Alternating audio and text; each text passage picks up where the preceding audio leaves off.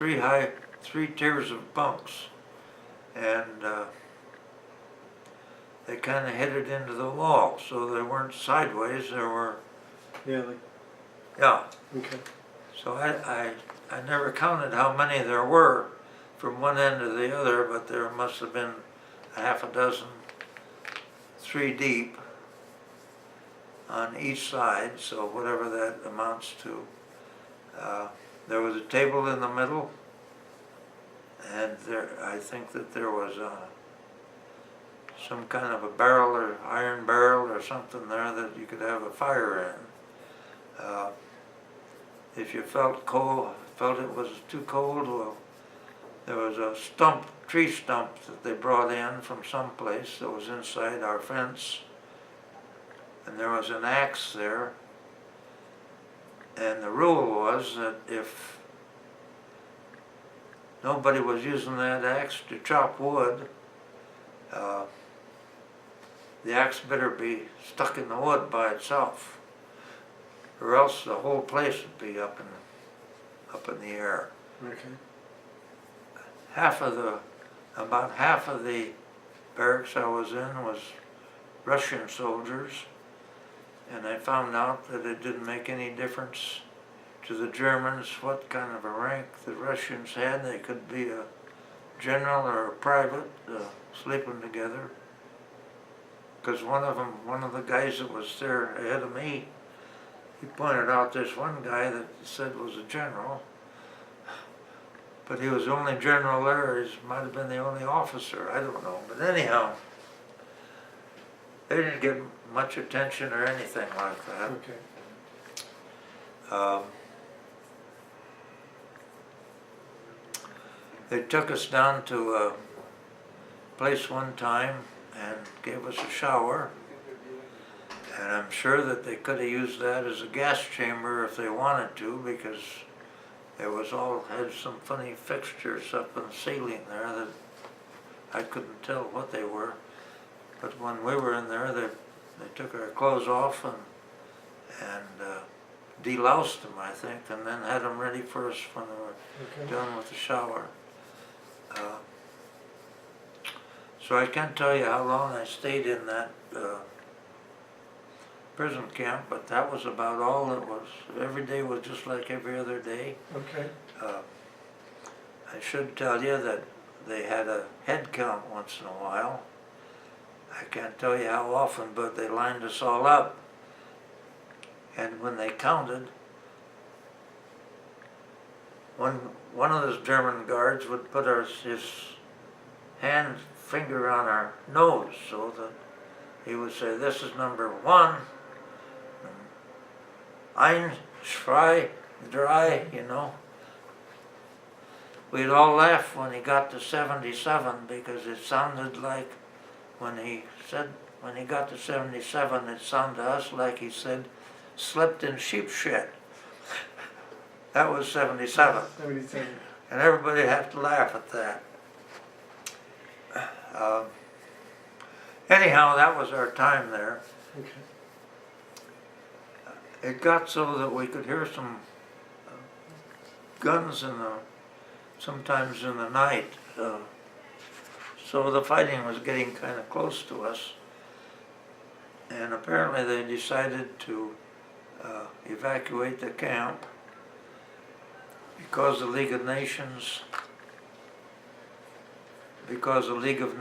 said that we should not be kept near the fighting.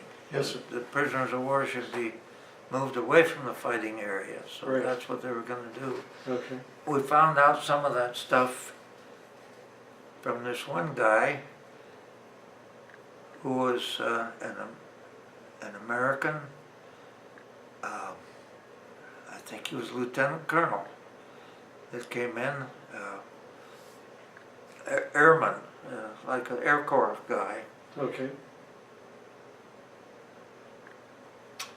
There was a few officers in there, and they quit separating the officers because the German army couldn't do that anymore. They were Right. just all up in the air. It's just that room that really. Well, the war was almost over, Yeah. you know, and they couldn't do anything.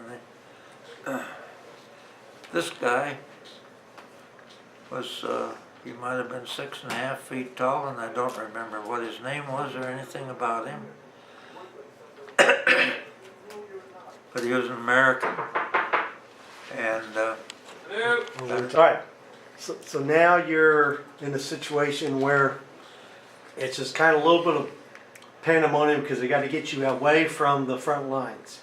Because the front lines are getting close. we didn't understand all that, but, Yeah. but that's what was happening, yeah. Okay. Well, this lieutenant colonel kind of came in and explained this is why they're having to move you all. Oh, he came in as a prisoner. Oh, just as a POW. Okay. So he'd been in there for, I guess, maybe a week. But we were so crowded, we had to share beds. Okay.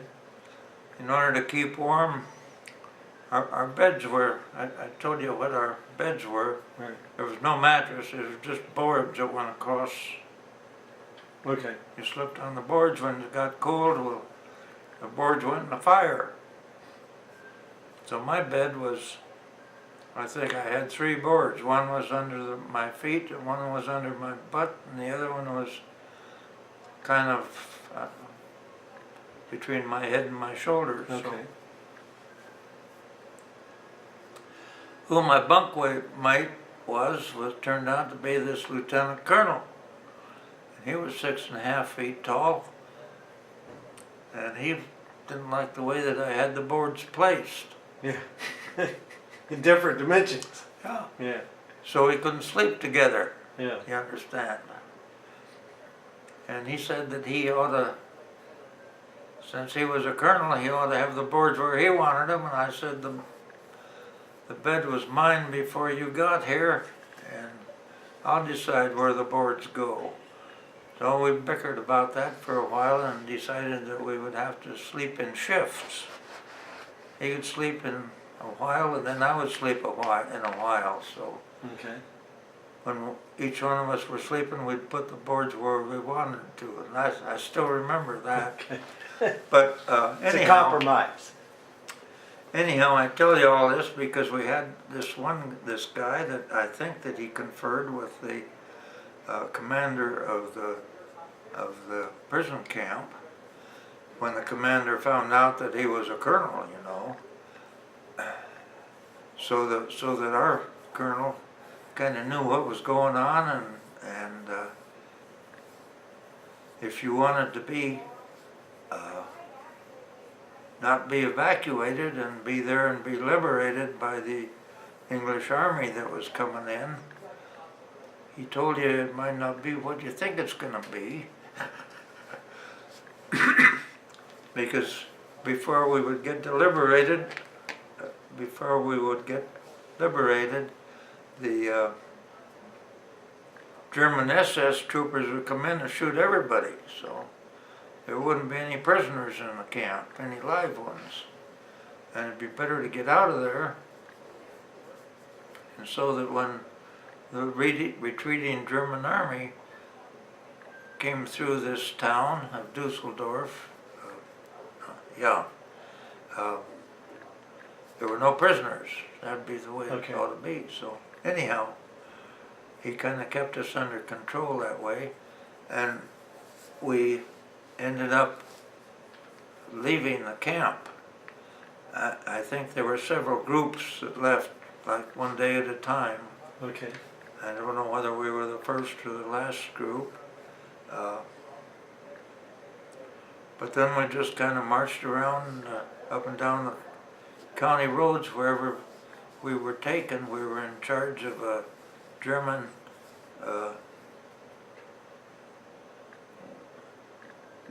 lieutenant, I think was what he was called. He was a lieutenant, you know, Okay. who had a bicycle, and he had a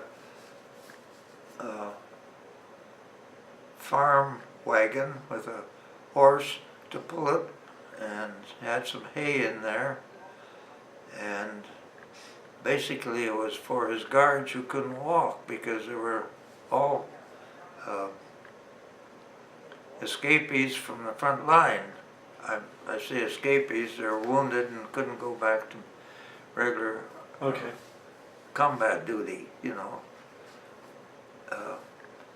So that they couldn't walk as well as we prisoners of war could walk. Okay.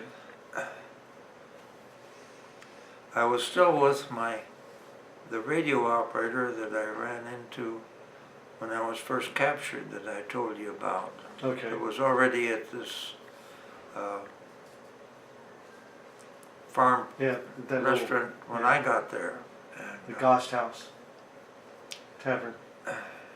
so we were out a day or so, and along comes my waist gunner. He Okay. recognizes me and says hello, and I didn't recognize him. His face was all black and blue and swollen. So he told me when he got landed on out of the airplane, there were farm workers there that started chasing him, and so he had to run to get away from them. He ended up running into this town, and he could run faster than they were because he was still a healthy guy, you know. Okay. He didn't want to get caught. When he got into town, he saw a sign above one of the doorways that said Luftwaffe or something. He didn't know what it was, but Luftwaffe meant the Air Force to Right. him. So he turned in there, and whatever was in there, they told the farmers to go home. We'll take care of these guys. Okay. Apparently, because that's what happened. All right. And so that they saved him from getting beat up. Okay. Anyhow, he joined us so that we had a threesome. And Okay. we would split our whatever we could find to eat, because we didn't really get fed. Was he able to fill you in on the status of any of the other crew members? No, No. I was filled in later on, but not then. Okay. So. Same thing with the radio operator. He didn't know what happened to anybody else. I didn't know where he was. Okay. All I know about my crew is the guy that was with me here. So Okay. my waist gunner. Oh, your wife. Okay. He didn't know either. So. Okay. All right. So we So do we you were. remember about what time this is? What is this, like the middle of August? I mean, excuse me, middle of April of 45? I think it's be about the middle I'm of the month. guessing so. Yeah. Around the middle. It was cold, but not real cold. Okay. So. Wasn't any snow on the ground anymore? No, I never saw any snow on the ground. Okay. We would sleep at wherever we were. It was quitting time. If there was a farm there, well, sometimes we'd stay in close to the farm because they'd have water, a well, you know. Chickens? There were times when, well, if there were any chickens there, they kind of disappeared before morning. Yeah. The farmer knew that he was going to be Chickens. robbed of anything that moved. Yeah. And he'd So call you his just- daughters in, you know, so, and dogs. So, Was that when when were you marching when he grabbed yeah, you? well, it was one time. I should tell you that going through the cities, the citizens were very hostile. They recognized who we were, and they were very hostile. You get into the farms and the very small towns or villages, the people were different. They just kind of stand there and look at us. They couldn't figure out what was happening. Their whole country, their whole world was falling apart. They looked at these people and they were no better or worse than we were, you know. Right. So I'm talking about them. So Right. The they- Germans were no better or worse off than you. They were in a bad spot too. Just as bad as you guys were. And maybe that's how they looked at you. That you're just a bunch of sorry lot of people that. But we all had something that we took with us. We had if we had an extra potato, well, we might have it in a bag that we carried with us, or it might be wood to start a fire that night if